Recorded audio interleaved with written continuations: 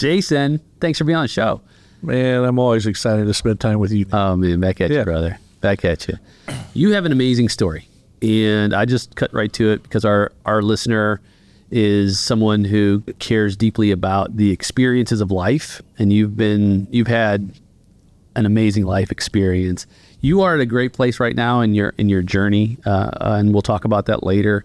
But I think it's so important to explain and talk through how we got there and some of the challenges we face along the way. And you and I share in, let's call it waywardness. Waywardness, yes. When we were younger, right? We were prodigals for sure. Yes, yes. But prodigals get redeemed. That's the beauty. Yeah. And understand what they were saved from, right? Yeah. I think that's the gift of the prodigal that the older brother didn't get. Right? It's interesting you bring that up. So let's talk about that.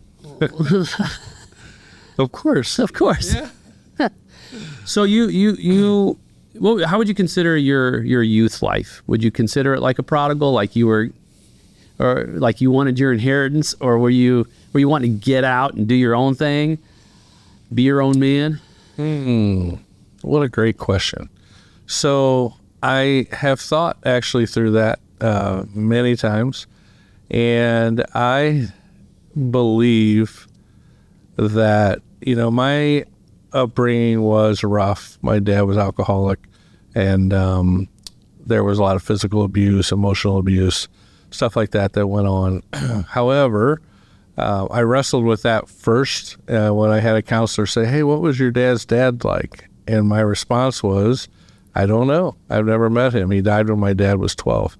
And then he immediately says to me, blew me off my feet, "What makes you think your dad knew how to be a dad?" And all of a sudden I understood grace in a way I don't think I had ever seen it before. Not that I'm justifying the things that my dad did, but you have to have men in your life to mentor you and teach you what it means to do what is right in every situation of your life, being a father, husband, even a boyfriend, a good son, and hopefully a responsible adult, right? That doesn't wreak havoc everywhere he goes, which is what I did. Yeah. Were you, when you heard that, that's such a powerful introspective question when you are asked that, and I've never been asked that, but I suspect it changed your view of your dad. It really did. It really did. I think that I hated my dad. There was hatred because I think, when your father is, so you're supposed to look up to this man, and I did. It's crazy to think about, but even though I was being abused by my father, he still was a superhero to me. But there's something about a mental, can I say screw on this podcast? A mental screw where the person that you're looking up to the most is, beating you up like you're a man, right? When you're a little kid. And your brain can't conceive that. It creates massive confusion and belief about things that aren't real, because that didn't seem like it should be real, but it was. And so when I encountered things in life that I should have easily been able to say that's not real, or that's true, that's false, I really struggled with making wise decisions because I think I had such a chaotic childhood, Yeah, I can identify. So my parents were divorced when I was young, and the whole like holding child support over the head, and like you're not going to see your dad and all this other stuff. And he was not. He didn't know how to be a dad, really. Yeah. And I never thought, well, he's had, almost 20 siblings, and he was the second to last. Wow. I wonder, how his dad. I never thought to wonder how his dad even was able to father him. Probably, there's that disconnect, right? Generationally. At all. Yeah, right. So it's like, where is that? Where's that grace, really? And as a young man, it's tough because I wanted my father to be my hero. Yeah. I wanted to. I wanted to make him proud. I wanted to, especially when even like even preteen. I wanted to walk like my dad. I wanted to talk like my dad. I wanted to eat like my dad. And so I think, I know for me, I didn't want to go to church like my dad. Interesting. My mom drug my mom to church. My dad didn't have to go. I'm like, I want to go with it. I want to do what he does, you know? I ain't going. But anyway. No doubt. And in you think about your own walk as a parent, and my wife has massive grace on me, as well as having conversations with our son to say, I'm still learning, because at some point you have to take responsibility, even as a parent, and say, okay, I'm going to be learning. I need grace, but I need to give grace, and I need to give grace upwards. And because they just don't know. And that's not an excuse. It's not a way to give them a pass, but at the same time, it's a release for us. Yeah, I think there were other things too that helped me as I got older. Like, I didn't understand that drinking was his problem. Like, I did know that he was drunk every single time there was some sort of abuse going on, right? There's one instance I remember that's like ingrained in my brain. He came home and punched a hole in every single cabinet in the kitchen. Just, rage, right? Scared the daylights out of me. I want to say I was probably 10 or 8 or 10, somewhere around there. But I'll never forget that. And it wasn't until much later in life that I knew that alcohol did that to you. I didn't know as a kid that if you drink alcohol, here's what happened. And I heard words like, oh, he was drunk. What does that mean? You know what I mean? So there was so much to learn that no one was teaching me. It didn't seem like, anyway. And in my mom's defense, she was going through it too. My brother and sister were going through it too.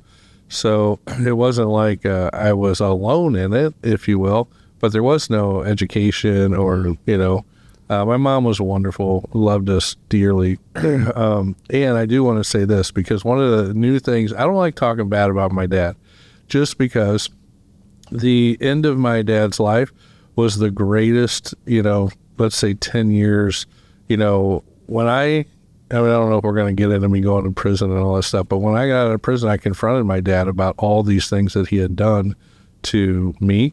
I didn't talk about what he did to other people, because I was trying to reconcile my relationship with him. And most of it he didn't remember. Some of it he did. He apologized for everything he remembered and those things he didn't.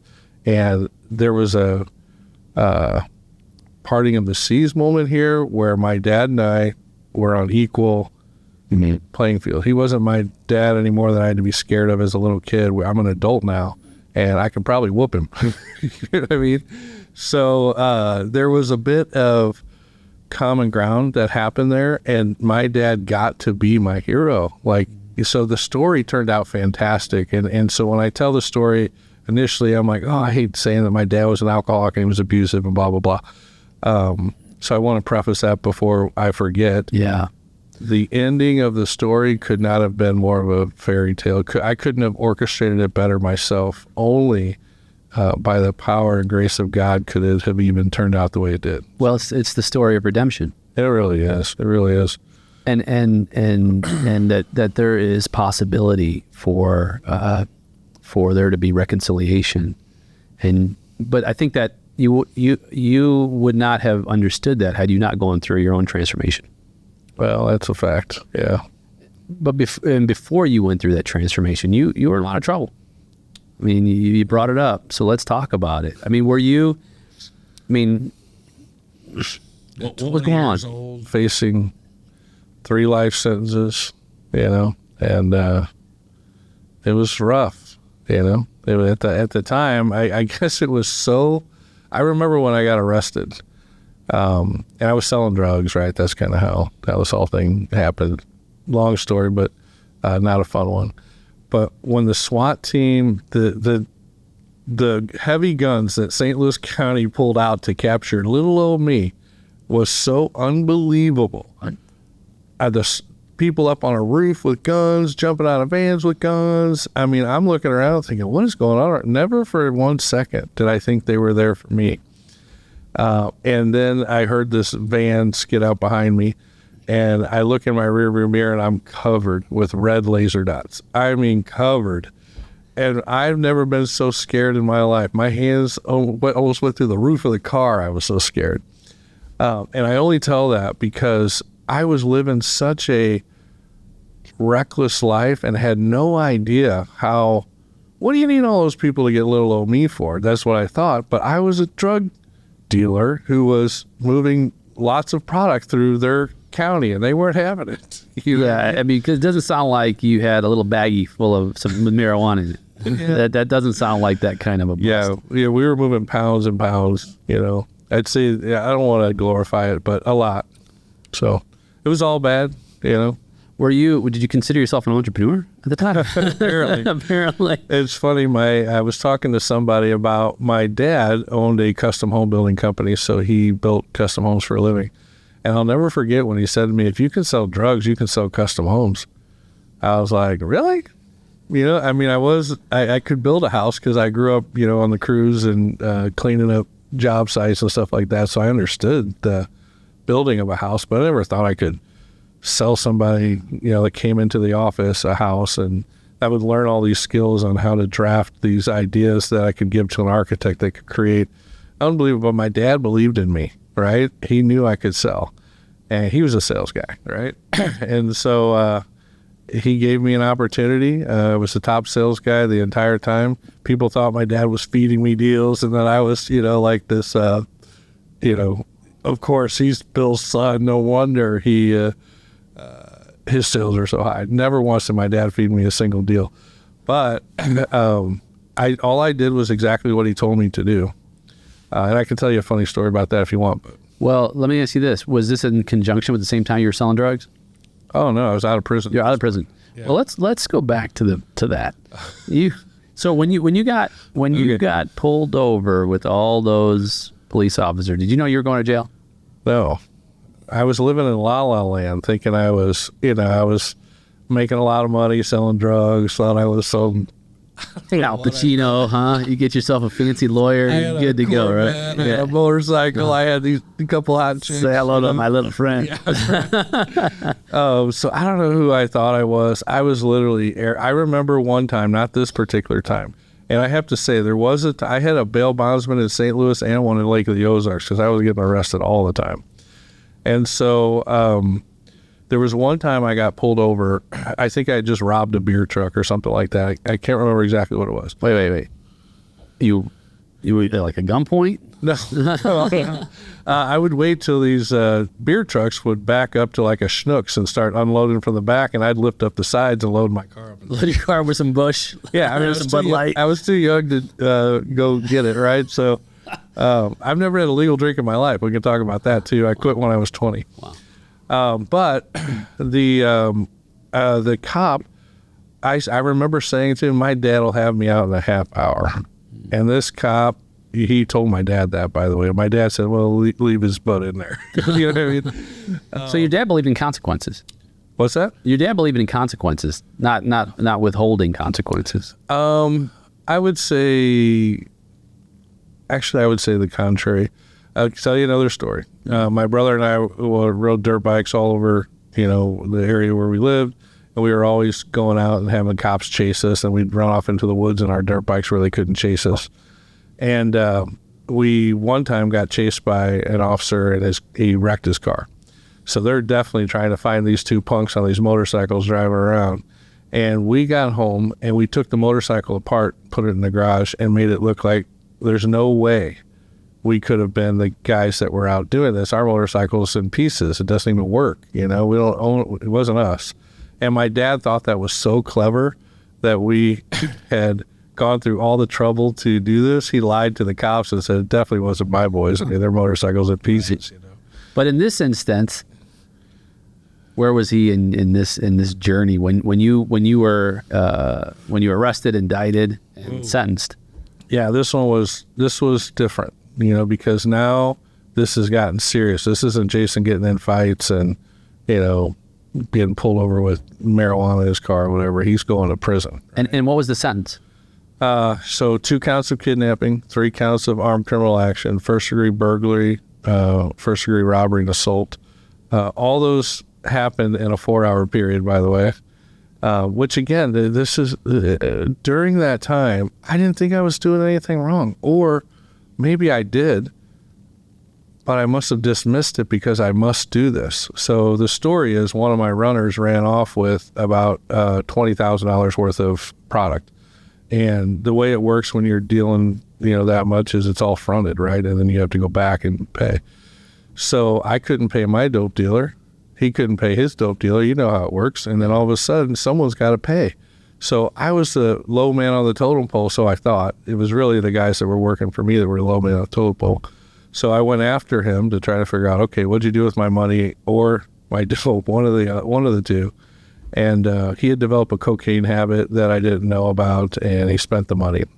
So he got scared and went into hiding. And so I had to go find him, and that's where all this happened. So I found his roommate, and I said, you're coming with me, and you're going to help me find him.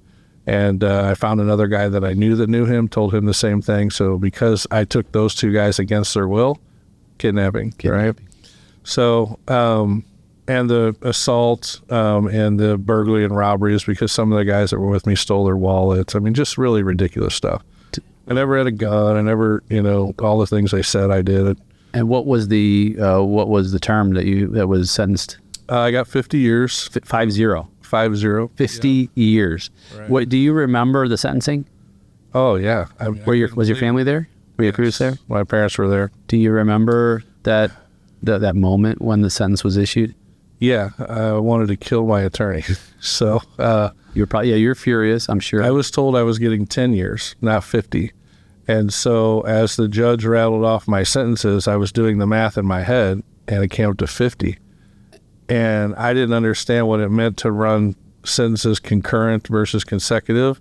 And so I'm thinking, 50 years? The rest of my life. Yes. Like, what am I going to do? Well, it turned out to be a 10-year sentence because they ran them all concurrent. And so I only had to serve the biggest one instead of serving all of them individually. Do you remember? I can only imagine the looks on your parents' face, your mother's face.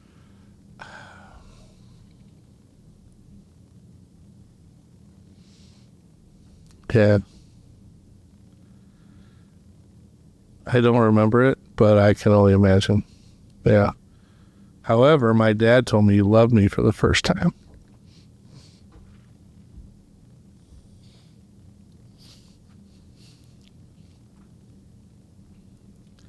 And for some strange reason, that hurt worse than any beating.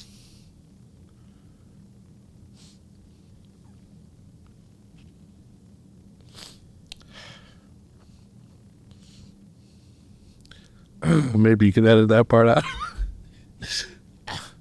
But it was worth it almost to hear him say those words, It was like I'd been trying my whole life to please this guy, And one thing he told me after I got it, he said, Jason, when you were in prison, I knew where you were, and I didn't have to worry about you anymore.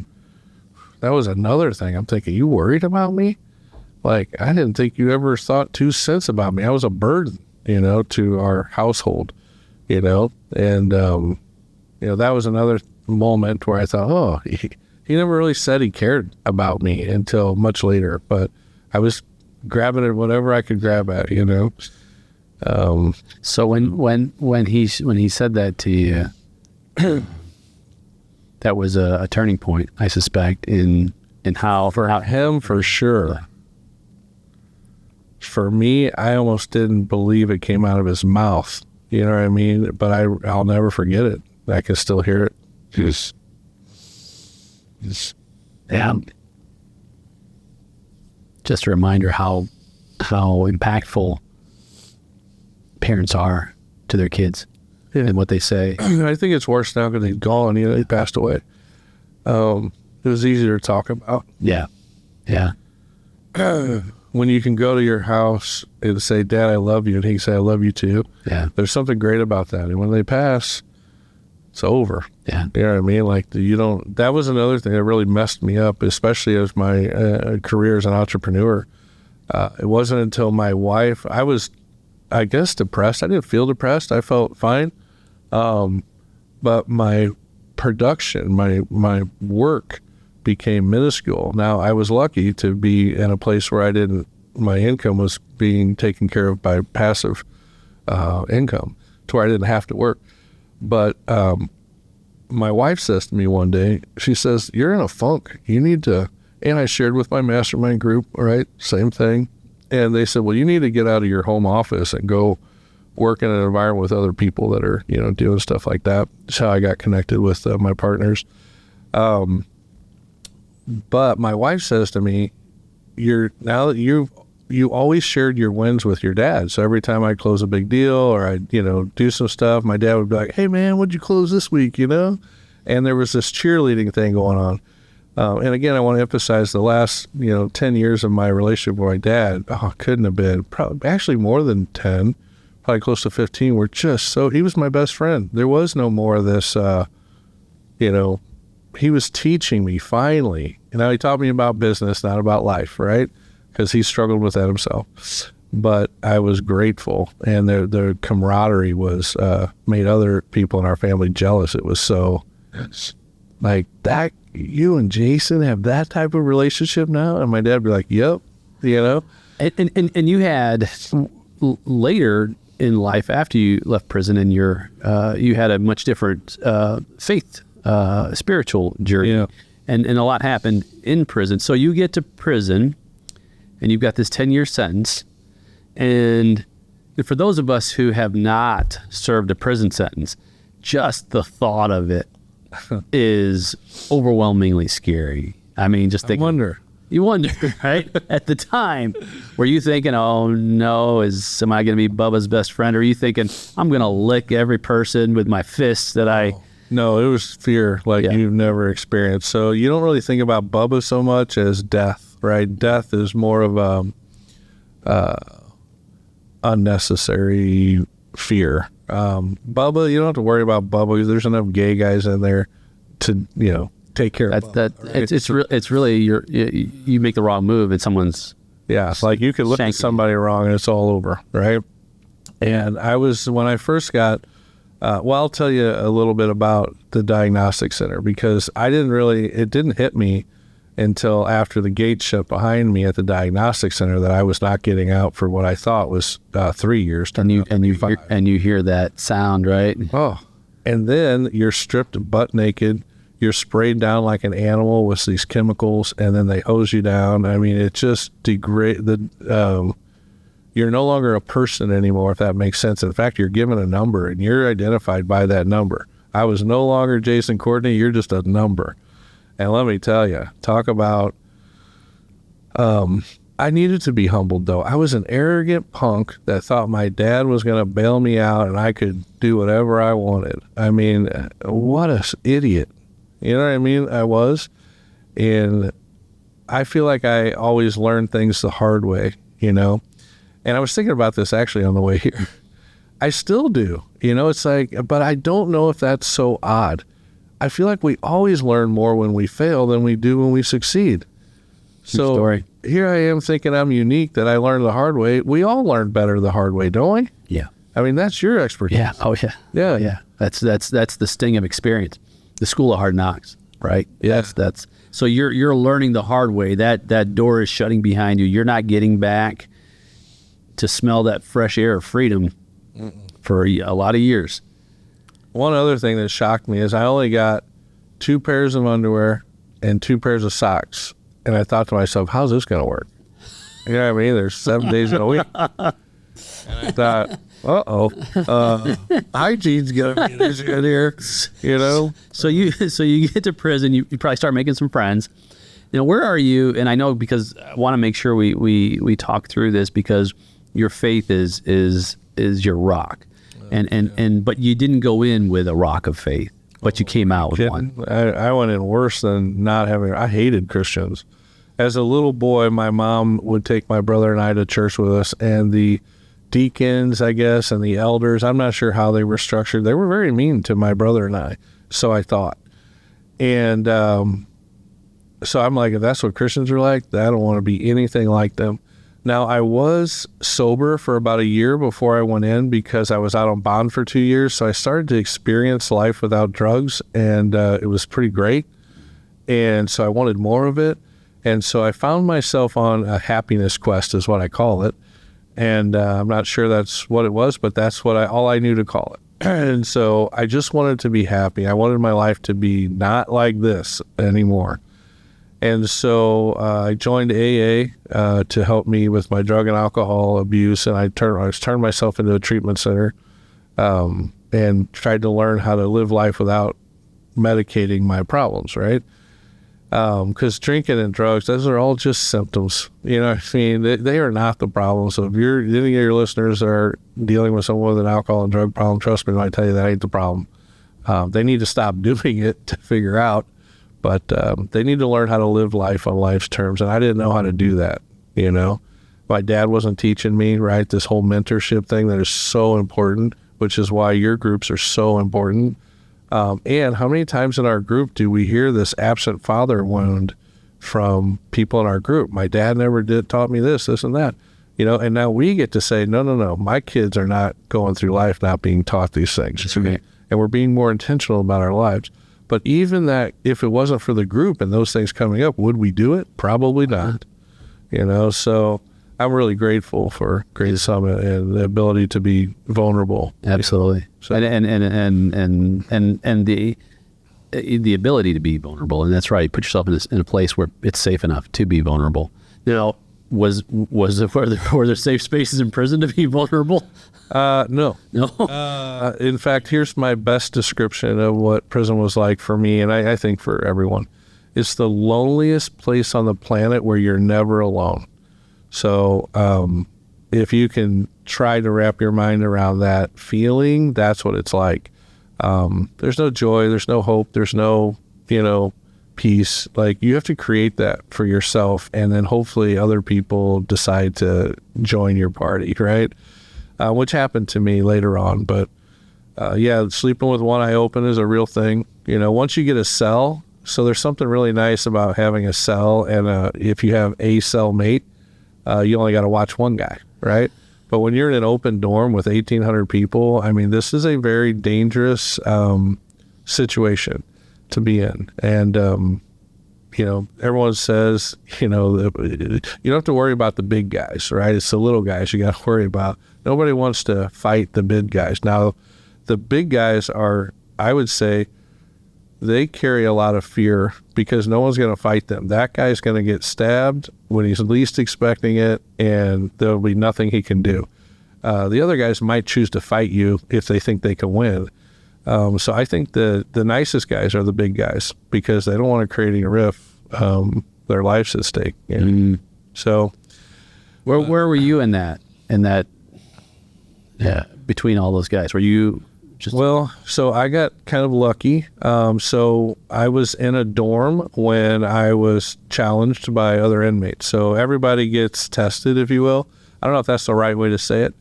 And technically, this sounds very terrible, but it's simple. As long as you fight back, you're not going to win the fight. There's going to be 10 of them. You know what I mean? So you have to fight back. And I was lucky that when it happened to me, it happened in a dorm. And the more people that see that you're going to fight back, the easier your time is in prison.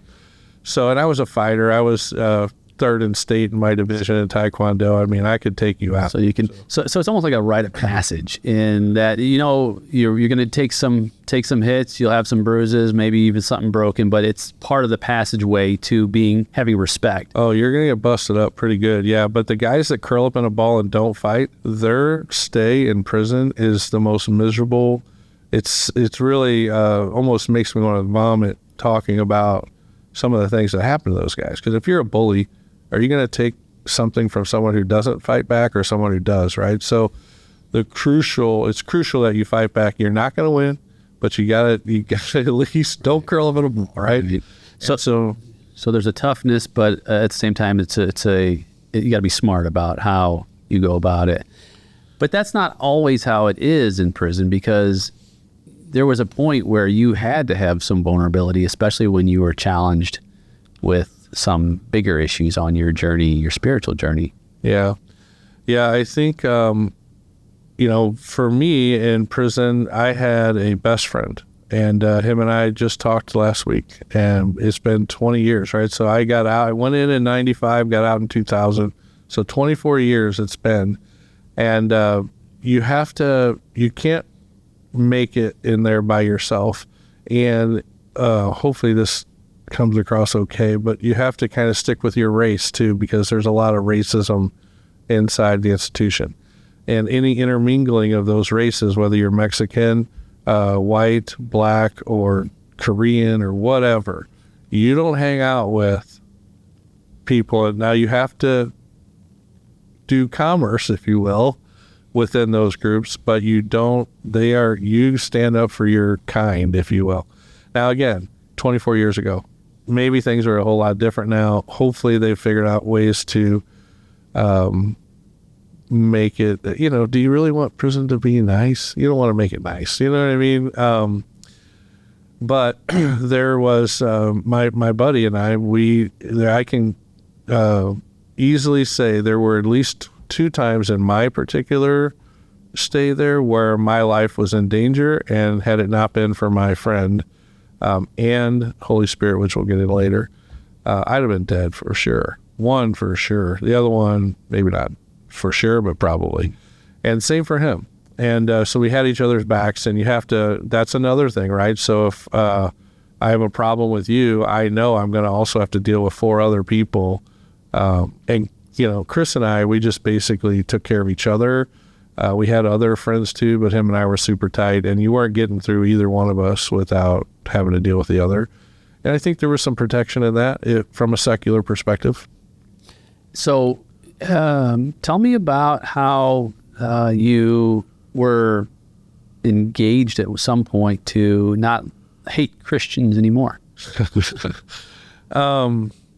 So I was on this happiness quest, right? So I started studying world religions, and, I really liked Hindus. Hindus seemed to be pretty cool. I could chill out and smoke weed still, all this stuff.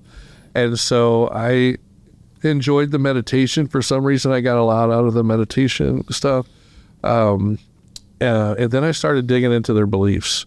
And it was very easy when you start looking at world religions to see how ridiculous they really are if you actually look into their origin and where they started. And when I found out that Hindus believed that the earth sat upon a sea turtle who walked on or was perched on 4 elephants, I'm thinking, no, they can't still believe that. Like, we have satellites now. We've been up in space. We know there's no sea turtles and no elephants. And so I asked, and no, they still believed that that's where the earth sat upon the sea turtle. And I thought, okay, that's ridiculous. I'm out of here. That's not true. I'm not going to believe that. So then I got involved with Jehovah's Witnesses, and the Jehovah's Witnesses fooled me good. I mean, I thought they were the, creme de la creme. They had the truth, if you will. And started learning about this Jesus guy a little bit. And I had been in AA, so I knew about God. And I knew that some things started changing in my life when I stopped drinking and I started applying the principles of AA to my life. I started seeing benefits to this. So I was like, oh, maybe there is really a God. This might be true. So which one now, right? So it's like, okay, I believe there's a God, but which one? So I started searching all that out, which is why I got into the origins. But the last one I wanted to be true was Christianity, because of my experiences as a kid. They weren't good. Yeah. And I make sure I come back to that because I have to clear that up, okay? So in the process of doing this, I believed in God, but I didn't know the significance of this Jesus guy. But every single religion I studied dealt with this guy. And I'm thinking, okay, I thought you would all have different people to do, but all of you are talking about this guy. Not everyone's talking about Buddha. Not everyone's talking about Joseph Smith, but everybody's talking about this Jesus guy. And so I don't think I was tainted about Jesus when it came to Christianity. I was just tainted about people that said they were Christians, because I didn't think they were. I thought they were hypocrites, That's probably what a lot of people think. Probably is. Well, I did not want to be hypocrite. My life was a total lie. I lied all the time. And through AA, I realized, in fact, in AA, on how it works, the first paragraph, it uses honesty, I think 3 or 4 times. And honesty is the key to almost everything. And if you'll just tell the truth, if you'll just be honest about everything that you do, all of a sudden your life starts getting better. So I knew I didn't want to lie anymore because my whole life was a lie. And look what it did. I wound up in prison, So like I really knew how to run my life, Was there anyone along in prison or that was visiting prison that spoke to you and began to be instrumental in that journey? Yeah, so there was an organization called Rec Weekend, Residents Encounter Christ, and it's a Catholic organization that brings other church denominations in with them to the prison, and they share the gospel of Jesus Christ. And at the end, you get a home-cooked meal, right? Now, let me tell you, I hadn't had a home-cooked meal in 2 years. So here's some more really great God things. My buddy Chris was not working, but I did. I was working in the admin building, so I couldn't sign up for this event. And I wanted this home-cooked meal bad. I'm like, Chris, you gotta get my name on that list. Well, you can't sign somebody else up. You have to wait in line. And don't think, I'm not the only one that wants a home-cooked meal. And there's 18,000 inmates in this facility, right? So Chris gets in line, gets to sign up, coughs or acts like he messed up and writes my name in, and I'm in. So, and only like, I think 200, might have been 100, maybe 100 of us or 150 of us. So anyway, I'm in and I'm getting my home cooked meal. I don't care I don't even know if it was what kind of an organization it was. I didn't care. I wanted cookies and I wanted home cooked meal. So we get there and I walk in and I see these, just fold out tables full of homemade cookies. And I'm like, oh, this has got to be what heaven, right? It's got to be cool. It's like an episode of Survivor. And then I walked in and this lady hugged me. I hadn't been hugged or embraced in 2 years. And when she did, I was like, what in the world was that? What is it that I'm feeling? And I thought, oh, well, she's a girl. I haven't been with a girl in a while. Maybe I'm just horny. I don't know, right?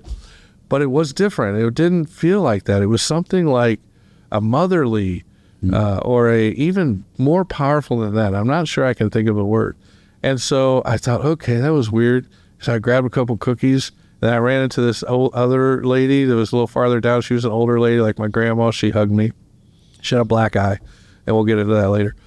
And so I'm just like experiencing things in this event. Like, I don't think you can do that anymore. You probably can't hug inmates. I don't know, but they did when I was there. And it meant everything to me. So I go in and I'm listening to these stories about Jesus and stuff and or whatever. They're sharing the gospel. I'm like just trying to get through the day because it's 7 days right before you get your home-cooked meal.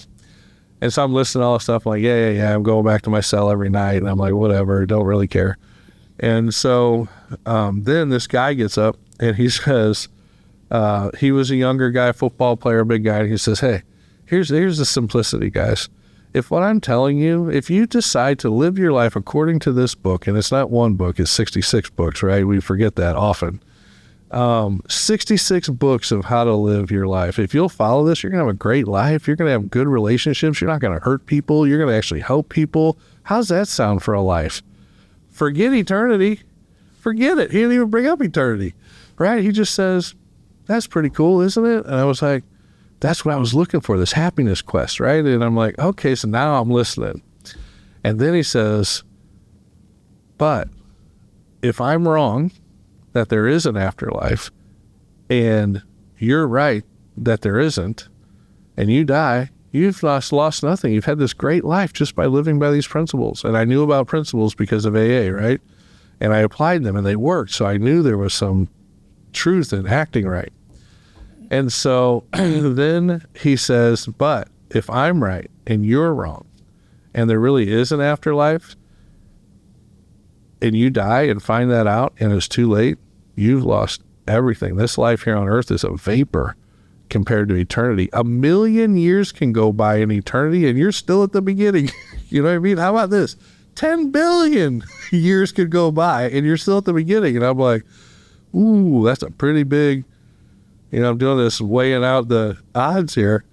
And I'm thinking, okay, now I'm going to listen to who this Jesus guy is and try to kind of figure that out. But I remembered every religion I had studied had to say something about him. you know? So I knew there was some significance. So at that moment, I said, I'm going for it. Now, I didn't tell my buddy Chris because that was weakness, right? Because we're just here for the food. And so I'm like, okay, man, I think I'm going to do this. And then the next day came, and this changed everything. This is going to be hard for me to get through, Nate. So you're going to have to, fill the dead space here. But remember the old lady with the black eye? Yeah. So the very last day, they were doing what was called foot washing, which I was like, don't forget, 2 pairs of socks, 2 pairs of underwear. Everybody's feet stinks in prison. I'm just sorry, it's just the way it is. And I'm like, I ain't letting these people wash my feet. But all these other inmates were like doing it. They're going up, getting their foot washed. And this old lady, she sat right in front of me, just about as far away from me as you. And I was kind of hiding in the corner. And she washed probably, I'm going to say at least 15 to 20 inmates' feet. And I'm glued to this lady because she's like my grandma. I'm thinking of her like my grandma. She got a black eye. Oh, she was mugged 2 days before this event by someone just like us that she was ministering to, right? And so that hit me. I forgot to tell that part. That was a significant part. I'm thinking, who is this lady that she would come in here and share goodness with the type of people that just beat her up and left her for dead and took her purse? And she still had joy and peace in her life. And I'm like, how does that happen, So that's why I was glued to her. And that's why it was important for me, because I'm watching this lady with everything in me, and I'm watching her wash these inmates' feet.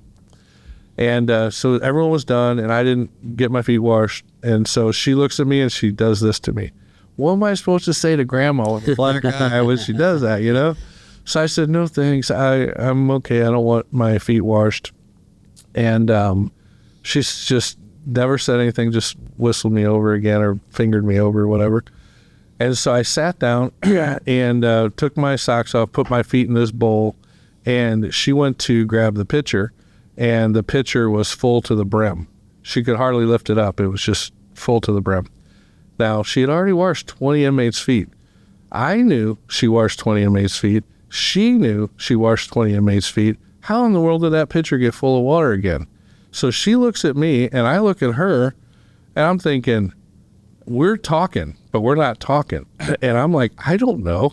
She's like, do you see what I see? And I'm like, yes, but I couldn't talk to her. I didn't know. She starts weeping.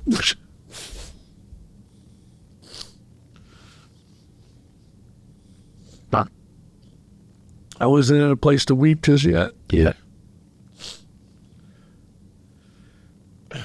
She knew that she had saw a miracle. And I was too skeptical. I wasn't sure what I saw.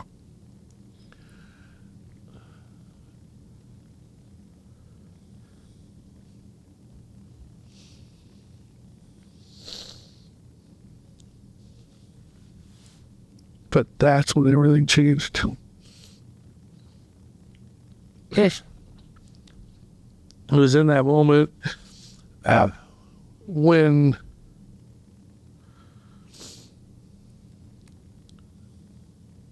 I think I had made a decision I was going to do this thing when that guy gave me my odds.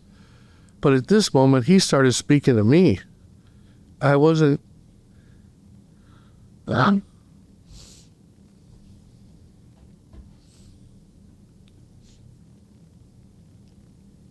was no longer in control of the outcome of my decisions. Yeah, what was I supposed to do after that? So she's weeping the entire time she's washing my feet. I'm trying to figure out what in the world just happened. What did I see? And was this real? And she didn't talk to me too much because she was weeping. Like she knew something was special about me. Something was happening for me right there at that moment. And she was kind of a part of it, She was a huge part of it for me. But I think she was saying, thank you, Lord, for allowing me to see this or whatever. And so right after that, we got up and her people that she washed their feet, we got in a circle, held hands, and began to pray. And I fell to my knees and wept.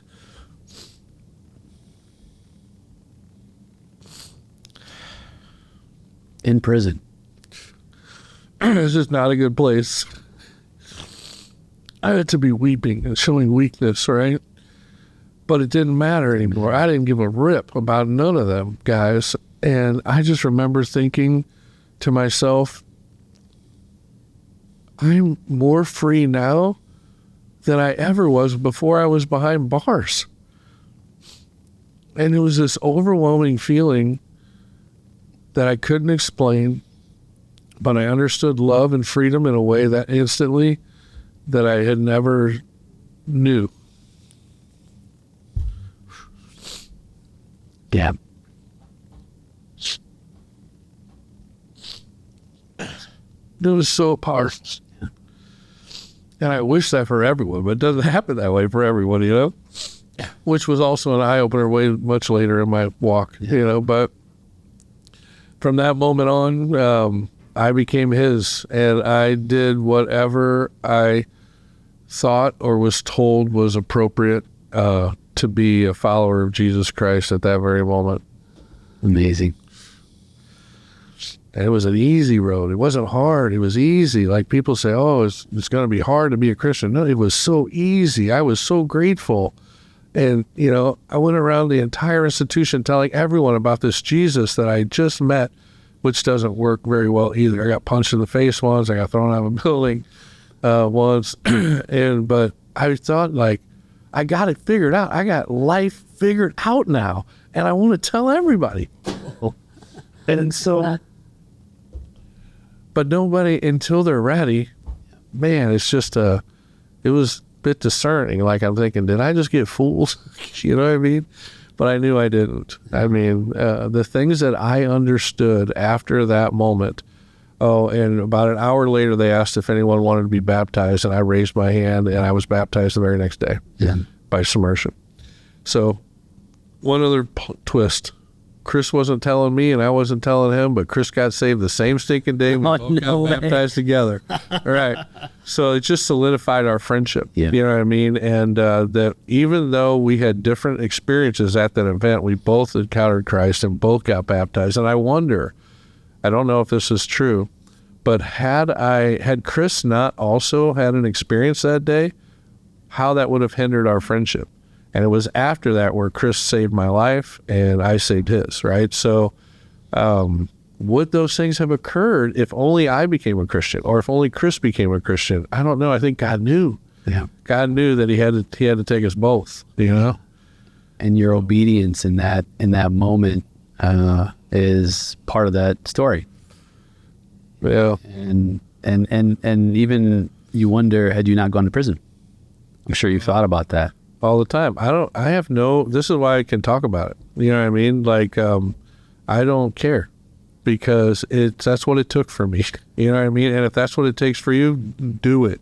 Go to prison, you know, because your eternity depends on it. And it's not a joke, you know, it's not a game. And it's like, you know, when people think I'm silly for being a Christian, I'm like, I think you're silly for thinking that we came from the goo to the zoo to you.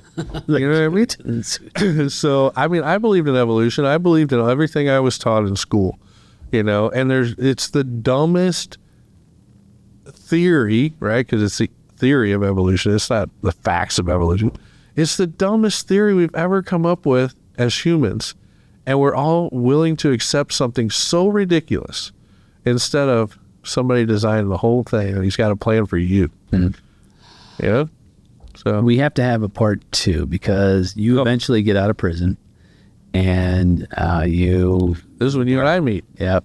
Yeah. And I think that's a good point of transition for us to leave a cliffhanger for our listener, because that impacts your entire story as it moves forward, and how you've become a successful entrepreneur, not just because you're a smart guy, but because you've planted your life on a rock.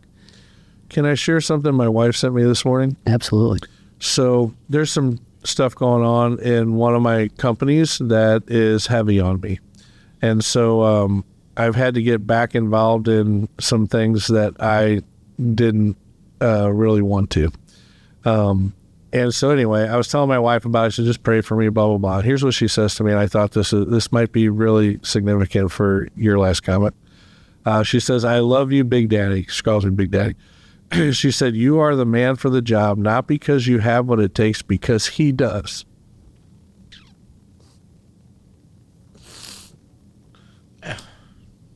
Amen. Because I can do nothing of any internal value without him. And she reminded me of that today because I was taking it all on myself. Like this is, I know I can fix it. I know I can. I mean, I've done it before, but there's so many other components going on where this derailed my plans. And so she's reminded me, you can let it go because he's got this. You don't have to worry about it. And can I tell you, I ain't done nothing but wash dishes and sell drugs as far as experience. And I have more than I deserve because of him, not because of me. Like, I didn't go to college, but everyone that works for me did. That's right. I think that's what Elon Musk saying or something. I thought that applies to me. Yeah, you know, it's a good place to hang your hat and to be reminded of that power that's beyond our own hands. Well, God's done some miraculous things in my life, and I can't wait to share them on part 2. Can't wait to have you back. Yeah.